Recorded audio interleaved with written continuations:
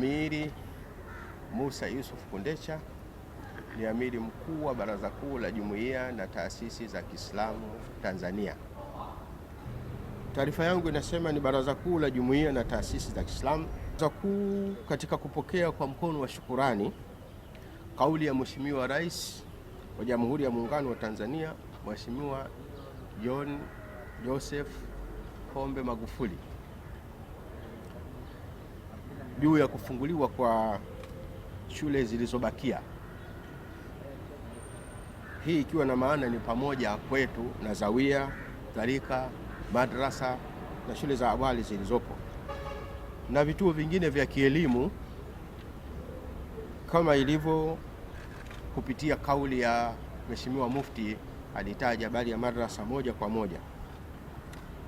Katika kufanyia kazi maelezo hayo bila kupuuza maelekezo ya Wizara ya Afya na wataalamu wa afya, Baraza Kuu kupitia ujumbe huo leo na kwa msaada wenu ninyi waandishi wa habari, linapenda kuikumbusha jamii, wamiliki, wasimamizi wa zawia na tarika zote, bila ya kuwasahau walimu wa madrasa na wakuu wa shule za msingi na sekondari za awali za Kiislamu, mosi, kuzingatia yafuatayo: kuchukua tahadhari zote zinazohitajika wakati wa kufunguliwa vituo hivyo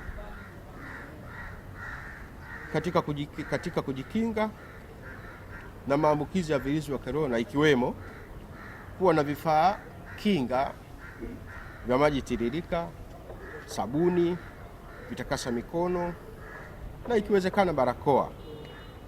Leo nilikuwa napitia moja ya gazeti la mmoja wenu, ilionyesha kwamba wanafunzi wajipanga, shule za jipanga barakoa 7.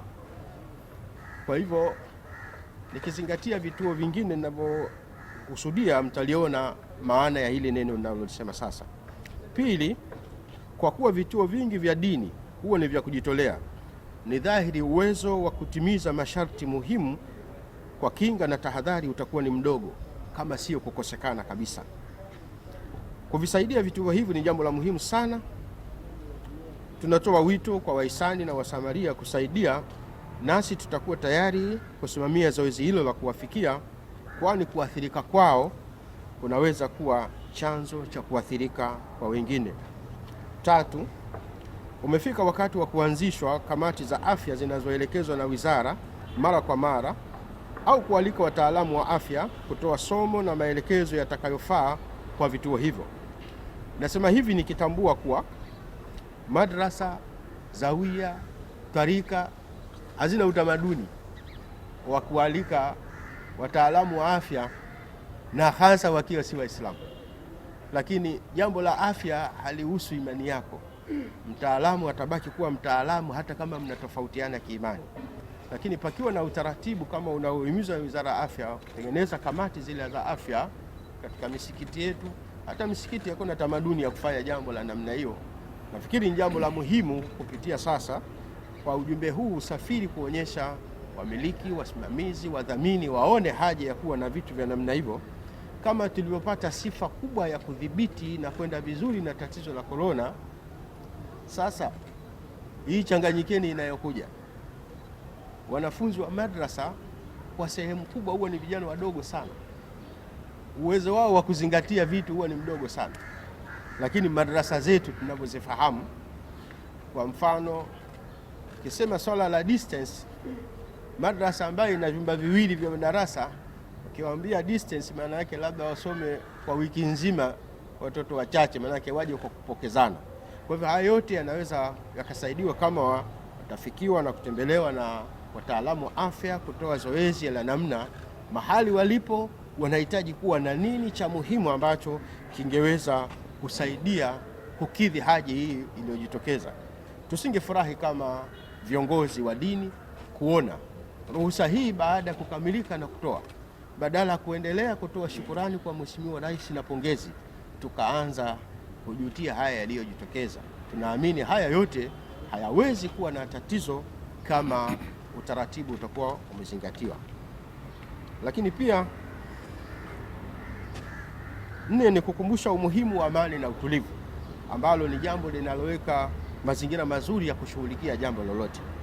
Baraza Kuu la Jumuiya na Taasisi za Kiislamu kwa kushirikiana na Baraza la Amani la Viongozi wa Dini liliandaa kijitabu hichi, kitabu kinachotoa mafunzo juu ya amani katika jamii kwa lengo la kuzifikia jumuiya na taasisi mbalimbali. Sisi katika Baraza la Viongozi wa Dini IRCPT, Interreligious Faith, tumegawana katika maeneo hayo. Tunafanya kazi kwa pamoja kuandaa maandishi na nyaraka kama hizi, alafu kila mmoja asafiri kwenda kwenye eneo lake.